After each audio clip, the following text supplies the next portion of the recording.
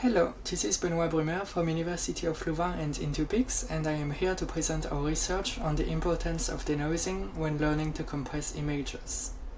Image noise is always present in photography.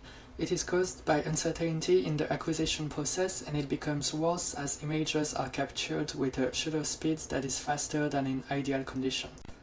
Noise is always problematic because it introduces visual artifacts and it makes it difficult to discern fine details in an image. In compression, there is an additional issue in that noise is not compressible due to its unpredictable nature, so a noisy image takes up much more space to store unwanted data. In this work, we show that a neural network which is normally trained for image compression can learn to denoise images at the same time.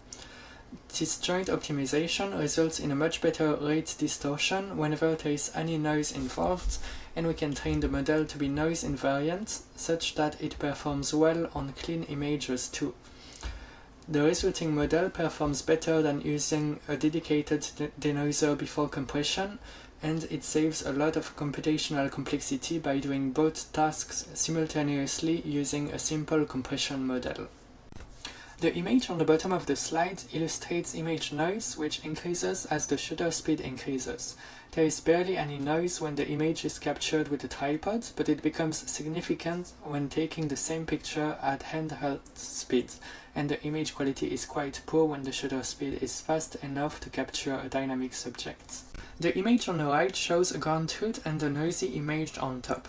The noisy image is compressed on the bottom, first with an autoencoder which is trained to do standard compression. We see that the result is not pretty and the bitrate is pretty high at 0.6 bits per pixel. The image quality is actually a bit better than in the original noisy image because lossy compression is an implicit form of denoising, but without proper training the result is subpar.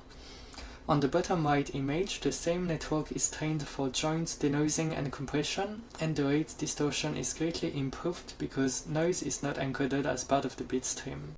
The network architecture used in our experiments is the one defined in end-to-end optimized image compression with computation of prior distributions, and we used the Natural Image Noise Dataset, which is made of multiple static images captured with varying levels of noise. The main technique consists in feeding the network with a noisy input image and comparing it to a matching clean ground truth. By filtering the dataset to not include extreme noise levels, we can keep good performance without increasing the compression model's complexity. Moreover, adding unpaired high-quality images into the training data allows the model to generalize well to both clean and noisy images. Another method that works well is to generate the ground truth images used in training with a powerful denoiser. This is akin to knowledge distillation, and it allows using any image as the training data.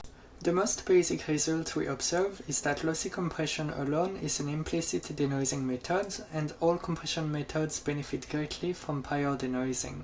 The rate distortion is improved a bit further when we train a model for joint denoising and compression, even though it uses a small fraction of the computational complexity of the two models' approach. We also tested this approach on clean images and showed that it performs at least as well as a specialized compression-only model. In conclusion, incorporating denoising into training can improve the rate distortion performance of image compression models, and the proposed method achieves favorable results on both noisy and clean images without additional computational complexity associated with image denoising.